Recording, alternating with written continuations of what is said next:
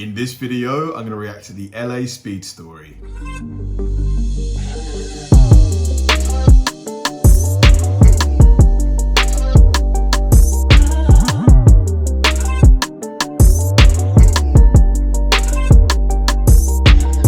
Hi guys, and welcome to another episode of Kabir Considers. This is the place where I react to music, media, sports, anime, anything related to popular culture. I'll watch it with an open mind and give you my 100% honest reaction to it. And if you could please hit that like button early, I'd really appreciate it. Now, this has been highly requested for so long, especially by Kat. Kat, I finally did it. This one's for you. I don't know why it's taken me so long to get to this one. I mean, it's been on my list for a while. I guess maybe because I'm trying to ration out like the stuff that I think I'm gonna really enjoy, just so I don't burn through it too quickly. I've got no idea what this is about. If I had to guess, it's gonna have something to do with aircraft, going really fast. That's pretty much all I can guess. Yeah, I've got no clue, but considering, you know, just how well received this video is, you know, it's got well over, like almost 2 million views. The feedback is amazing. I've got a great feeling about it. So let's go. This is gonna be me reacting to the LA speed story. Let's do it.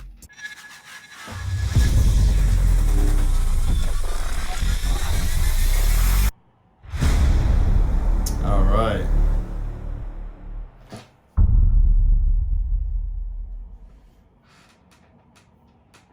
It's called the LA Speed Story, and it was just a story about one day it was really cool being SR-71 pilot. Walter and I were doing a training mission around the United States where you just were building up hours and time, and we take off. Such a cool looking plane. That silhouette is just so unique. Off out of Beale, hit a tanker in Idaho, rip on up to Montana, zip across Denver, hang a right turn in Albuquerque, out over Los Angeles, up to Seattle, back into Sacramento, 2 hours, 21 minutes. Wow. And you just do that and you do it backwards, and you hit a tanker or two. It was just to gain crew coordination, build your hours. We're on our last training mission. We're over Tucson. I can see downtown LA from Tucson. We're at 89,000 feet. I can see the whole western United States bathed in a warm October fall glow. I can see the chain of Rocky Mountains from Canada to New Mexico. I could just see the most beautiful picture laid at my feet, and the air as smooth as glass, not a gauge moving in the cockpit. It was perfect. Now I'm thinking, we bad. I feel sorry for Walter because he has to monitor 5 radios in the back seat, so I flipped the switch up just to listen. And LA Center is they control all, when you fly Southwest Air, the guys controlling everybody. But we're above controlled airspace. So they have us on their scope, but they're not talking to us. Now there's controllers all over the country. Jacksonville Center, Chicago Center, Seattle Center, you know. It's the same guy. They all talk the same. And it's really cool the way they talk because they make you feel important as a pilot. They don't just say, yeah, okay, here's your thing. They make you feel really cool. So sure enough, this was pre-GPS days. Some Cessna guy has to know his ground speed. LA Center, Cessna, November Tango Alpha. You got a ground speed readout for us? Now Center would like to say, who cares, get off free. But no, he'll talk to him like he's John Glenn.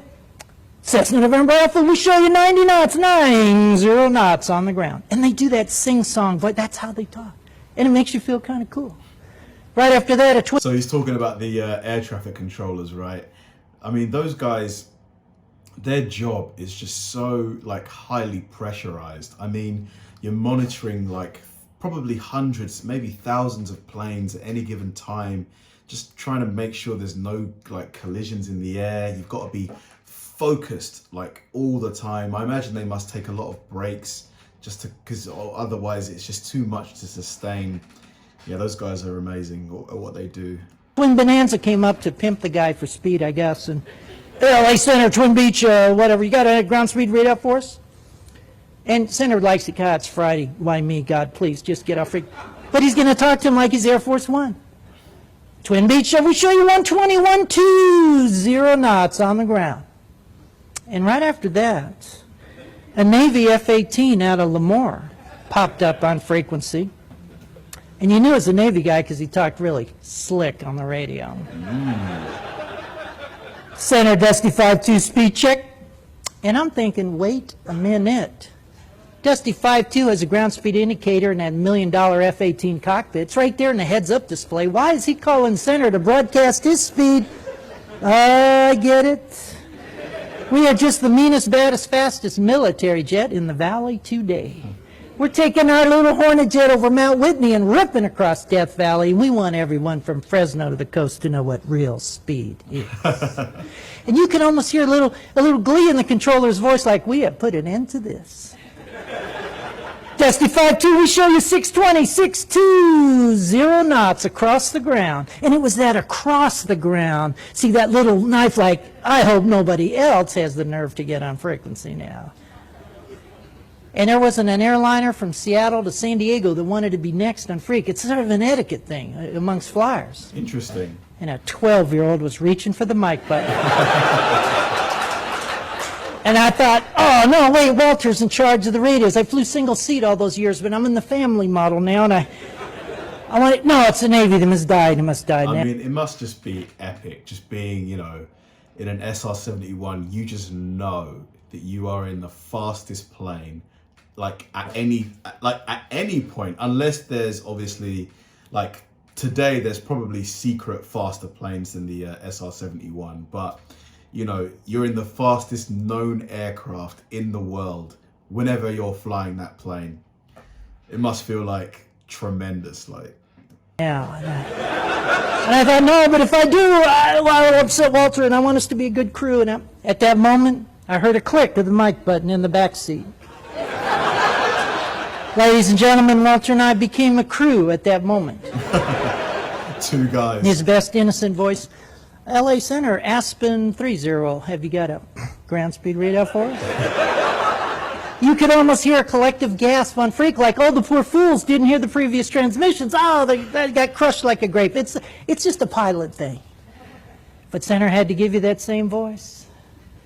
Aspen 30, we show you 1,992 knots. Across the ground. Across the ground. When I knew I was going to like Walter a lot is when he came back and said, Center, we're showing a little closer to 2,000. Ladies and gentlemen, we did not hear another transmission on that frequency all the way to the coast. The king of speed lived, the Navy had been flamed, and a crew had been formed. For just a moment, it was absolutely fun being the fastest guys on the block. Such an awesome story. I mean, you just, like I mentioned in the reaction, like if you're in that plane, you just know you're in the fastest aircraft on the planet at that moment in time. Just the air traffic controllers, just they must have shared that story so often, amongst themselves, amongst their friends. Just a truly magnificent plane, the SR-71. I really hope that the technology of that plane isn't just kind of, put away. I hope that there's an SR-72 perhaps, maybe in the works, or maybe just parts of the chassis or the technology, because I know that it's made out of titanium. A lot of it's titanium to stop it from melting under the high heat. I'd love to see, another plane take up that mantle as the fastest plane, that we have. Just an absolute beauty of a plane. Thanks for watching, guys. If you enjoyed this video, please like, subscribe, turn on bell notifications, and keep throwing the recommendations my way. I know I say it all the time, but they genuinely help me out, because if I know you enjoyed watching something, I'll definitely enjoy reacting to it. So like, subscribe, turn on bell notifications, keep throwing the recommendations, and I'll catch you in the next one.